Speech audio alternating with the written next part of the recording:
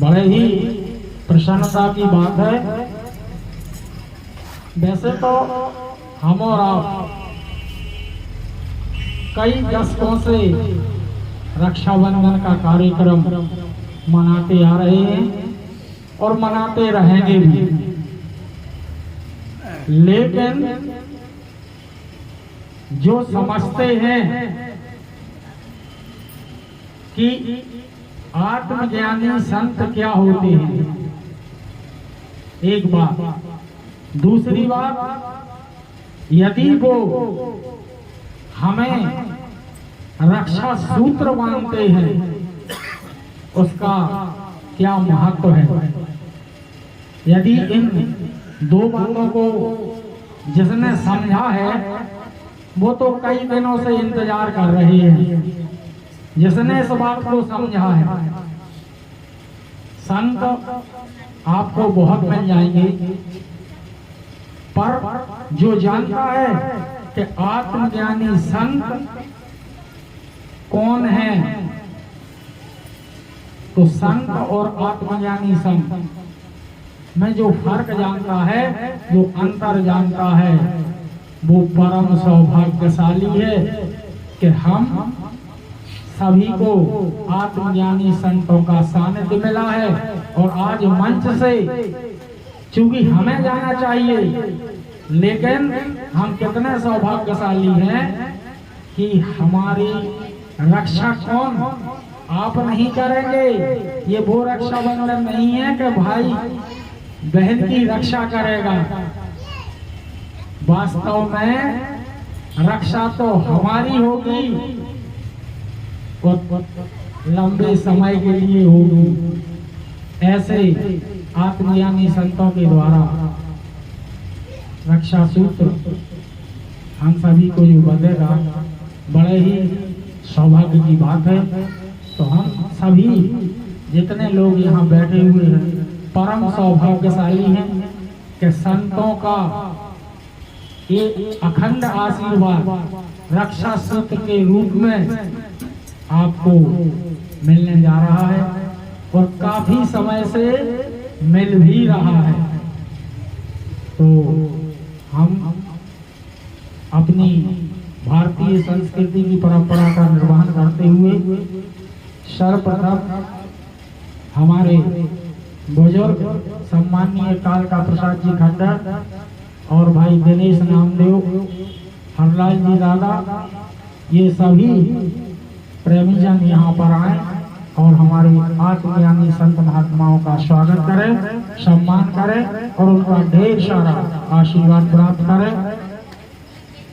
भाई बसारी से हमारे कमलेश जी, धन्नालाल जी भी यहाँ पर आ जाए। बीना से हमारे भाई माधव प्रसाद जी बीना से आए हुए हैं, वो भी यहाँ पर आए और मंचासीन संत महात्माओं का स्वागत करें। भाई संजय चौबे,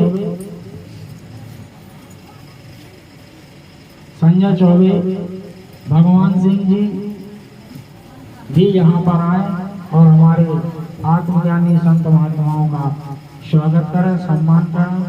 भाई जंडल सिंह जी बुंदेला, वो भी यहाँ पर आए और हमारे संत महात्माओं का स्वागत करें, सम्मान करें। महिला मंडल की ओर से रानी नामदेव और सपना कलीबाई, ये तीनों महिलाएं सभी महिला मंडल की ओर से संत महात्माओं का स्वागत कर, सम्मान कर, उनका ढेर सारा आशीर्वाद प्राप्त करें।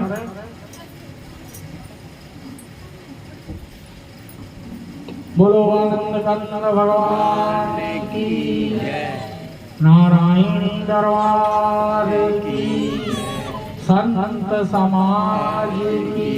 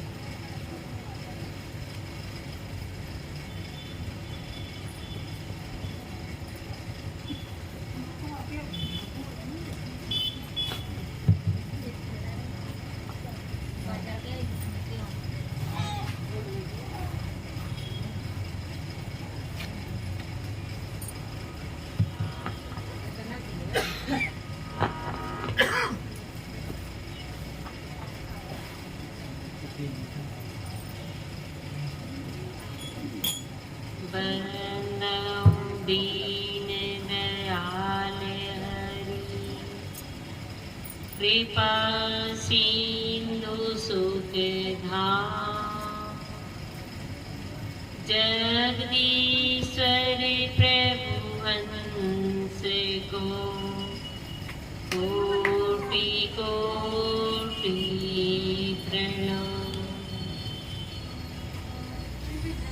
बोलिए श्री सतगुरुदेव महाराज की आदि शक्ति जगत जननी श्री माता दी की जय, उमापति महादेव की जय, सियावर रामचंद्र की जय।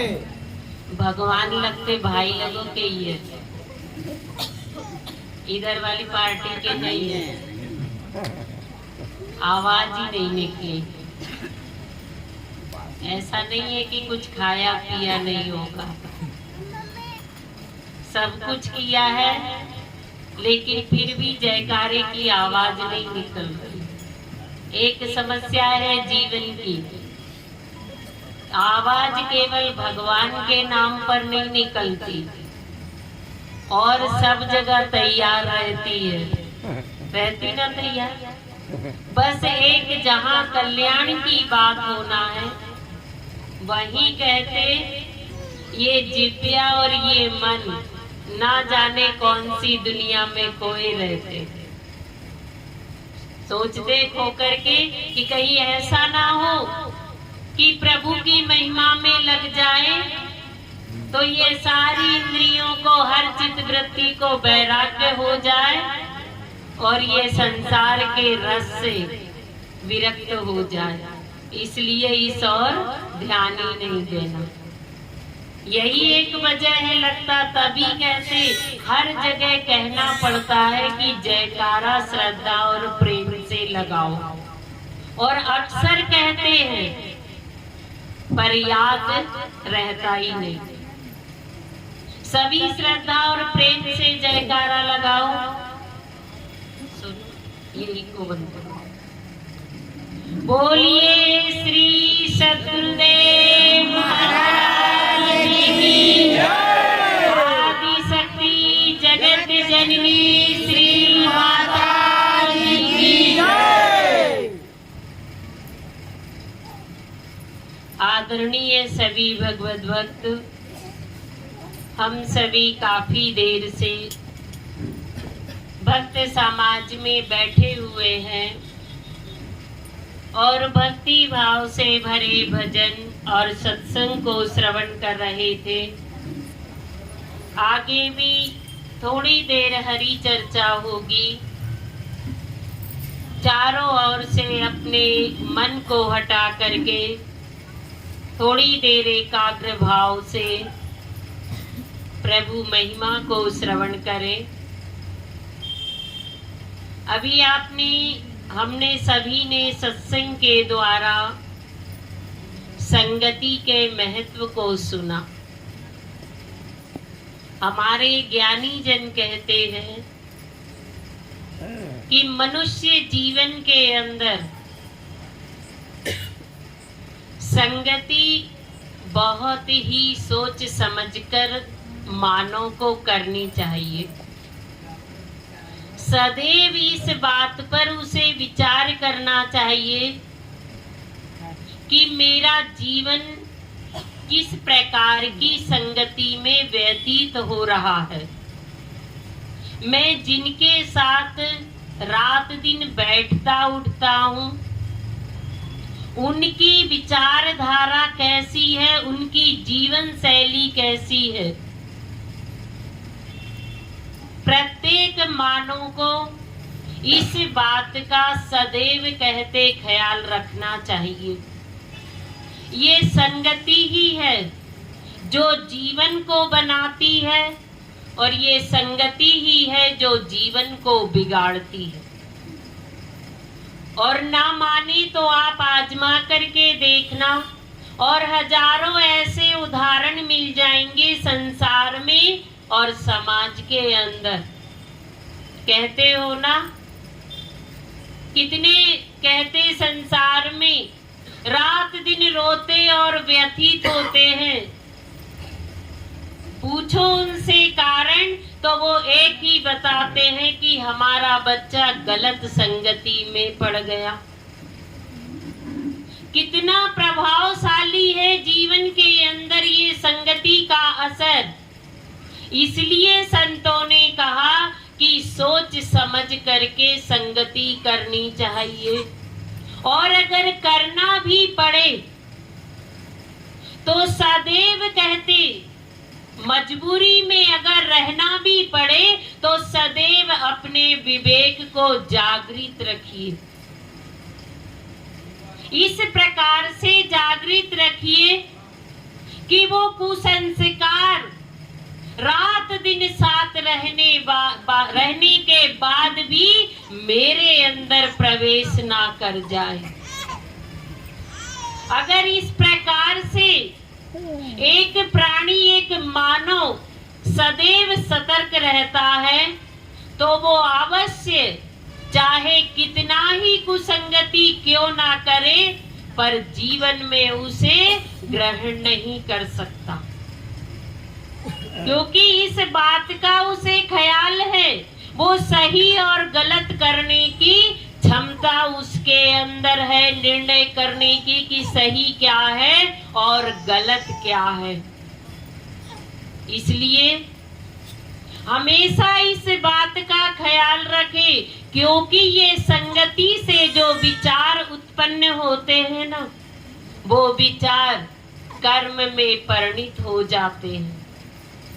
हमारे जो विचार संगति से जन्म लेते हैं वो धीरे धीरे कर्मों में परिवर्तित हो जाते हैं, और कर्मों का प्रभाव जब इस जीवन पर पड़ता है तो ज्ञानी कहते कि संसार के अंदर मानो इन हाथों से अगर कोई भी वृक्ष लगाया हो तो उसका फल संसार में अन्य प्राणी ग्रहण कर ले, पर कर्म रूपी वृक्ष के फल तुझे स्वयं ही भक्षण करने पड़ते हैं।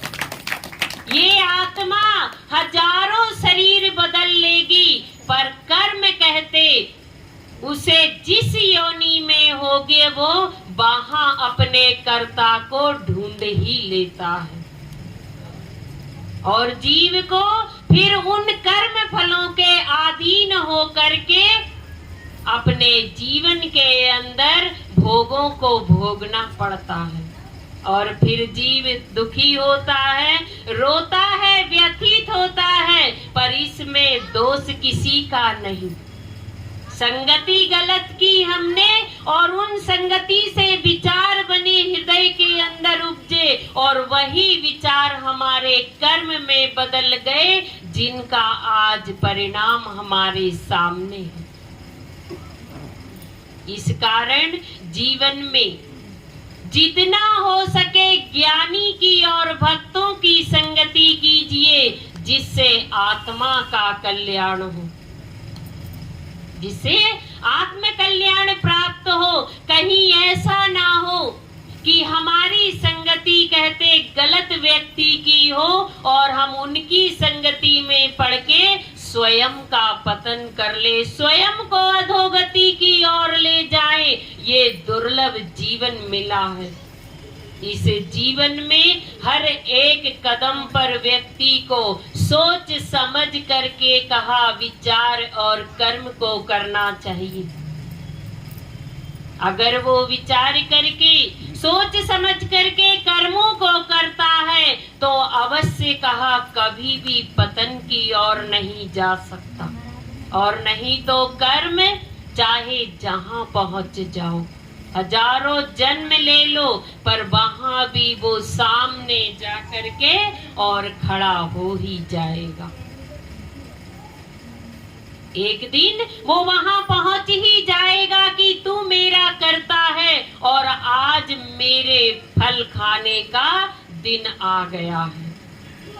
इसलिए कहा कि मनुष्य जीवन में ज्यादा से ज्यादा ज्ञानी की संगति में बैठिए, भक्तों की संगति में बैठिए, जहां भगवान की कथा श्रवण करने को मिले, और नहीं तो गलत कर्म से जीवन में दुख और पतन के अलावा और कुछ भी प्राप्त होने वाला नहीं। एक छोटी सी बात देखो, एक ज्ञानी संत थे। कर्म का प्रभाव जीवन पर कितना प्रभावशाली होता है, और कब कहाँ किसको वो कर्म फल प्राप्त होना है, ये हम संसार में ना हम जानते ना आप जानते।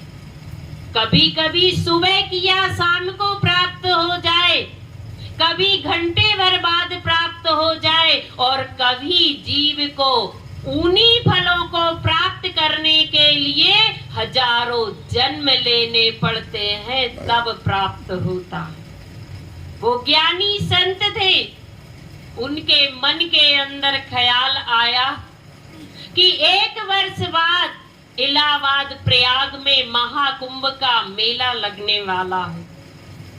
मेरे पास धनराशि नहीं है, और मैं चाहता हूँ, मेरी अंतरात्मा कह रही है कि वहां हजारों साधु संत एकत्रित होंगे।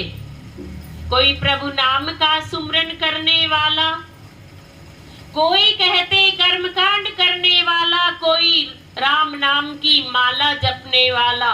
हर एक हजारों संतों को मैं अपनी ओर से भोजन करवाऊं, ये इच्छा थी उनके हृदय के अंदर। 1 वर्ष है अभी महाकुंभ आने में, धन एकत्रित कैसे किया जाए, ये विचार करके कि 1 वर्ष में तो अगर प्रयास करूंगा तो सफलता मिलेगी, और इतना धन तो एकत्रित कर सकता हूँ कि 1000 लोगों को खिला सकूं। एक बांस मंगवाया, और बांस के नीचे के हिस्से में तो गांठ वाला रखा, और ऊपर से कहा कि जो बुजुर्ग लोग हाथ में लकड़ी रखकर नहीं चलते, इतनी ही तैयार की, इतना ही कहा उन्होंने, जिससे वो आराम से उसे पकड़कर चल सके। पर बीच की सारी गांठें निकाल दी और ऊपर कपड़ा बांध दिया और पकड़कर चल दिए। जिस गृहस्थी के घर जाए, सुबह से शाम तक सिर्फ यही याचना करे कि मुझे 1 मोहर दे दो। उस समय मोहरें चला करती थी सोने के सिक्के, 1 दे दो। कोई दे देता, कोई मना कर देता। सभी को एकत्रित करके संध्या को एकांत में जाकर और कपड़ा खोलना और बांस के उस डंडे में सब मोहरे डाल देना, पुनः कपड़ा बांध लेना। ये करते करते 1 वर्ष बीत गया। पैदल यात्रा कर रहे थे प्रयाग की ओर, और कल कहते वहां पर पहुंचना है। तो ऐसे ही संध्या का समय था। एक गृहस्थी के द्वार पर पहुंचे, 2-4 सीढ़ियां चढ़नी थी। बुजुर्ग देख करके गृहस्थी ने हाथ पकड़ लिया और डंडा भी पकड़ लिया।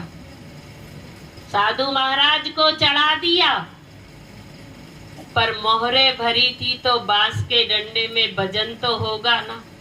विचार करता है कि बुजुर्ग है और फकीर ठहरा, डंडा बांस का है, पर इतना भारी कैसे? अवश्य कोई ना कोई वजह होगी। पत्नी से कहा कि भोजन मिष्ठान तैयार करो, पर अपने अंदर हजारों विचार चल रहे। उस डंडे की, उस बांस के जो भारीपन था उसके कारण बहुत प्रकार के मिष्ठान तैयार करा के साधु महाराज को खिला दिया, और दोनों ने चरण सेवा की और पत्नी से कहा कि जाओ आराम करो। इधर चरण सेवा से थके हुए थे महाराज, सो गए। अब जब सुला दिया तो मन तो लगा कि डंडा में देखना है, बांस में आखिर है क्या। धीरे से उठाकर दूसरी जगह ले गए और कपड़ा खोल दिया, और जब उल्टा किया तो मोहरों का ढेर लग गया। कुछ कंकड़ पत्थर लेकर आए और बांस में भर दिए। सारी मोहरें स्वयं ने रख ली। और पुनः जैसे के तैसा कपड़ा बांध दिया। साधु उठे सुबह और प्रयाग की ओर चल दिए। वहां पहुंचकर एक सेठ जी से कहा कि सेठ जी, मुझे 1000 साधु संतों को भोजन करवाना है और मेरी आज्ञा है आप अपनी ओर से भंडारा बनवाइए। आखिरी दिन मैं आपका सारा धनराशि चुका दूंगा, जितना भी खर्च होगा मैं चुकाऊंगा। पर कहते कि साधु की बात सेठ जी ने मान ली। भंडारा तैयार किया और तैयार होने के बाद हजारों की कौन कहे, प्रभु कृपा से प्रयाग का मेला था। वहां लाखों साधु संत आ गए।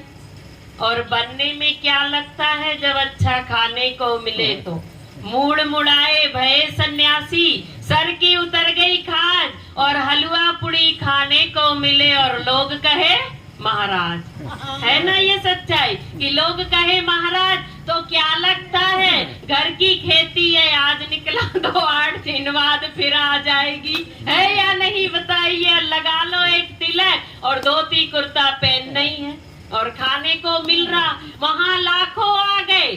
सेठ जी ने महात्मा जी से कहा, महात्मा जी प्रभु का भजन कर रहे थे, वो अनभिज्ञ थे कि मेरे पास जो मोहरे थी वो अब कंकड़ पत्थरों में बदल चुकी है। इस बात से वो ज्ञानी अनभिज्ञ थे, पर प्रभु नाम का सुमरन कर रहे थे। सेठ जी पहुंच गए। इतनी धनराशि नहीं कि हजारों की अपेक्षा में लाखों को खिलाऊं भोजन, आप थोड़ा कुछ दे दीजिए जिससे राशन पानी आ जाए। तो साधु महाराज ने कहा ठीक है, चलने दीजिए, भंडारा हम अभी देते हैं। और जैसे ही कपड़ा हटा करके और बांस उल्टा किया ना, तो पत्थरों का ढेर लग गया। जैसे उन्होंने देखा उन पत्थरों को, तो पैरों के नीचे से जमीन खिसक गई। अपने आप विचार करते हैं कि मैंने मोहरे डाली थी इस बांस के अंदर, ये पत्थरों में कैसे परिवर्तित हो गए। सेठ जी से हाथ जोड़कर कहते हैं कि आपकी सामर्थ हो तो भंडारा करिए, नहीं तो यही बंद कर दीजिए। कहा महाराज ये इतना खर्च हुआ, ये कौन चुकाएगा। तो वो ज्ञानी संत कहते कि आज मेरे पास नहीं है, पर एक दिन मैं अवश्य आपका कर्ज चुकाऊंगा। जितना भी खर्च हुआ ना, हिसाब करके रखिए, चाहे मुझे दूसरा जन्म क्यों ना लेना पड़े, पर मैं आपका ऋण अवश्य चुकाऊंगा। ये एक साधु का वचन है। सेठ जी ने भी स्वीकार कर लिया। क्या करते, कोई और उपाय नहीं था। स्वीकार किया और भंडारा बंद करवा दिया। इधर विचार किया साधु ने कि आखिरी रात कहाँ व्यतीत की। पहुंच गए उनके द्वार पर और कहा भाई मेरे बांस के डंडे से मोहरे निकाल कर पत्थर भर दिए, चोरी की आपने। तो वो ग्रस्त कहता नहीं, मैंने ये कर्म नहीं किया। बार बार मना करता है। तो वो ज्ञानी संत विचार करते हैं कि ये जड़ बुद्धि है और मानने वाला नहीं, स्वीकार करने वाला नहीं। उन्होंने उसे अपने हाल पर छोड़ दिया। और ये सत्य है, जीवन के अंदर अगर ऐसे प्राणी से पाला पड़ जाए तो कहते किनारा कर लेना चाहिए, क्योंकि उसे समझाने से कोई लाभ नहीं। ना वो अपने कर्मों को छोड़ता है, ना अपने संस्कार को छोड़ता है, ना अपने स्वभाव को छोड़ता है। अगर समझाएंगे तो स्वयं के अंदर जो ज्ञान है ना, वो भी व्यर्थ चला जाएगा, पर उसकी वृत्तियों में कोई अंतर आने वाला नहीं है। जैसे पत्थर पर जितनी देर पानी डालो उतनी देर गीला, और थोड़ी देर डालना बंद किया तो वो एक क्षण में सूख जाता है। वही स्थिति एक मूढ़ और जड़ व्यक्ति की होती, जिसे ज्ञान की बातें कभी समझ में ही नहीं आती। मानव जीवन पाया है, लेकिन कहा कि कर्म और संस्कार के कारण वो मजबूर है, जो मानने को राजी नहीं। ज्ञानी संत विचार करते हैं कि धनराशि तो देना ही है सेठ जी को। रात दिन इसी चिंता में व्यथित रहते, संयोग से एक दिन प्राण निकल गए। प्राण निकलने के बाद उसी गृहस्थी के घर पुत्र बनकर के जन्म लिया। उसी गृहस्थ के घर पुत्र बनकर के जन्म लिया और इतनी खुशियां मना रहा वो गृहस्थी अपनी पत्नी और परिवार के साथ। पर जो पुत्र हुआ तो वो जन्म लेते ही ऐसे असाध्य रोग से रोगी हुआ कि 15 वर्ष की आयु तक पिता ने जितनी धनराशि एकत्रित की थी ना, वो स्वर्ण मुद्राओं से कुछ शेष रह गई और सारी संपत्ति पुत्र के इलाज में लगा दी। व्यथित हो गया, रात दिन एक दिन भी कहते चैन से एक ग्रास भोजन नहीं किया। अंत में 15 वर्ष की आयु पुत्र की हो गई तो कहता है पिता पुत्र से, बेटा बताओ, सारा धन चला गया, कुछ धनराशि शेष बची है, बताओ क्या करूं जिससे तुम ठीक हो जाओ। 15 वर्ष की आयु हो गई तुम्हारी, एक भी दिन कहते चैन से नहीं बीता। ऐसा कैसा रोग है जिसने मुझे बैठकर खाने ही नहीं दिया। जो कुछ था सब कुछ खत्म हो गया, बताओ तुम कैसे ठीक होंगे। जो राशि बची मैं वो भी समाप्त करने को तैयार, क्योंकि मोह, जीव के अंदर जब मोह और लालच हो, समझ में नहीं आया कि ये कौन है मेरा पुत्र और सब कुछ कैसे मेरे जीवन से दूर चला गया। ये बात से वो पिता अनजान था, भूल गया अपने कर्म को। तो वो पुत्र कहता है पिताजी जो धनराशि बची ना, उसे कहते इकट्ठी करके और मेरे साथ प्रयाग चलिए, मेरे साथ प्रयाग में चलिए, इलाहाबाद चलिए। एक सेठ जी है जो बड़े वैद्य हैं, वो कुछ धन देने पर मेरा इलाज कर देंगे और मैं पूर्ण रूप से स्वस्थ हो जाऊंगा, आपकी सारी चिंताएं समाप्त हो जाएगी। पिता को ले गए गठरी बांध करके धन की, पहुंच गए सेठ जी के द्वार और सेठ जी से कहा कि सेठ जी जरा अपना 15 वर्ष पहले जो साधु संतों के भंडारे में खर्च हुआ था वो बिल मुझे दे दीजिए। कहा भाई तुझे किस लिए चाहिए? कहा आज मैं चुकाने आया हूँ, मुझे दे दीजिए। कहाँ रखा है लिख करके? तो सेठ जी कहते क्या लिख करके रखा है? जो कुछ भी खर्च हुआ उसकी भरपाई आज तक नहीं हो पाई। और सत्य है ना, कहीं खर्च करोगे तिजोरी से निकाल कर और 1-2 गिट्टी अगर कम हो गई, जब तक वहां पूरी ना हो तब तक चैन नहीं पड़ता और याद रहता है कि इतना कहाँ खर्च हुआ। तो सेठ जी की भी यही हालत थी। कहा बेटा 15 साल हो गए आज तक, कहा उस कर्ज से मैंने मुक्ति नहीं पाई। जो धन गया ना वो वापस नहीं आया है। बता दी इतनी मोहरे खर्च हुई मेरी। तो पुत्र कहता है पिताजी जो धन लेकर आए हो ना वो सेठ जी को दे दीजिए। पिताजी ने दे दी वो पूरी पोटली। वो पुत्र कहता है पिताजी ना मैं आपका पुत्र हूँ और ना आप मेरे पिता हो। आज कहते मैंने अपना जो धन था आपके पास वो पूर्ण रूप से ले लिया है और मैं ऋणी था इस सेठ का, तो मैंने शेष बची मुद्राएं इनको ऋण स्वरूप में ली थी तो वो मैंने आज पूरी कर दी। तब वो पिता को समझ में आई कि तुम कैसे कह रहे हो कि पुत्र नहीं हूँ, पिता नहीं हूँ, तो वो पुत्र कहता है कि मैं पुत्र नहीं, तुम पिता नहीं।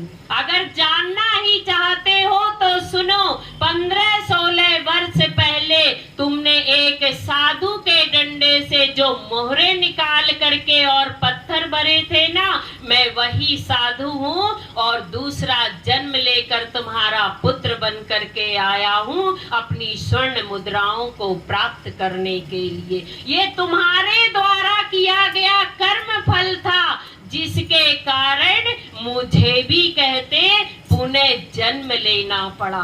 मैं राम नाम का, प्रभु नाम का सुमरण करने वाला एक ज्ञानी संत था और इस जन्म में मुझे मुक्ति प्राप्त होनी थी, पर तुमने कहते जो पाप कर्म किया था चोरी का, उसके कारण मुझे पुनः जन्म लेकर के 15 वर्ष तक ये असाध्य रोग से पीड़ित रहना पड़ा और आज कहते मैं मुक्ति को प्राप्त करूंगा अपने भगवान की कृपा से, उस नाम के प्रभाव से।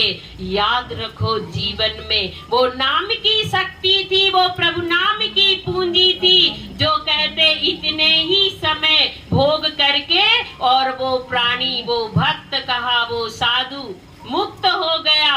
विचार करो, हमारे पास है पूंजी, की है हमने एकत्रित?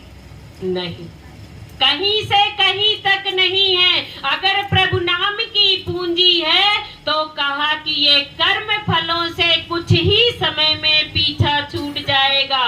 भगवान कहते जीव, अगर तू मेरे नाम का सुमरण करे ना, तो तेरे समस्त पाप कर्मों के पुंज को मैं ऐसे समाप्त कर दूं जैसे सूखी घास के ढेर पर एक अग्नि की चिंगारी, जिसे हवा देने की आवश्यकता नहीं, पलक झपकते ही जलकर भस्म हो जाए। ऐसे अगर तेरे पास मेरे नाम की पूंजी है तो जन्म जन्मांतर के हर शुभ और अशुभ कर्म फलों को मैं क्षण भर में समाप्त कर दूंगा और तू स्वतः ही एक सायुज्य शाश्वत मुक्ति को प्राप्त कर लेगा।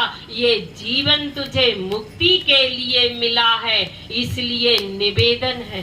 सौभाग्य से ज्ञानी संतों का सानिध्य मिला है, सद्गुरु महाराज की कृपा प्राप्त हुई है, नाम का ज्ञान प्राप्त हुआ है, तो इस नाम का और इस ज्ञान का आश्रय लेकर के अपनी आत्मा का कल्याण करें। सदैव विवेक को जागृत रखें कि मुझे कौन सी संगति में आत्म कल्याण मिलेगा और किस संगति में बैठ करके मुझे अधोगति प्राप्त होगी।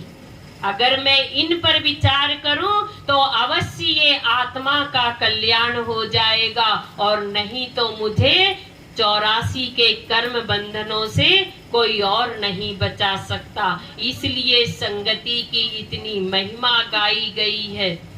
तो ज्ञानियों के साथ में बैठ करके अपने विचारों को बदलो, ताकि अपने आप ये कर्म शुभ कर्म हो जाए और हमारी आत्मा मुक्ति की ओर बढ़े, कल्याण की ओर बढ़े। आप सभी भक्तगणों से यही निवेदन है और आप सभी भक्तों को इस राखी के पावन पर्व की और आने वाले कृष्ण जन्माष्टमी इस महाउत्सव की हार्दिक शुभकामनाएं। गुरु महाराज जी से प्रार्थना करते हैं आप सभी के जीवन में अनंत खुशियां आए। बोलिए श्री सद्गुरुदेव महाराज की जय। आदि शक्ति जगत जननी श्री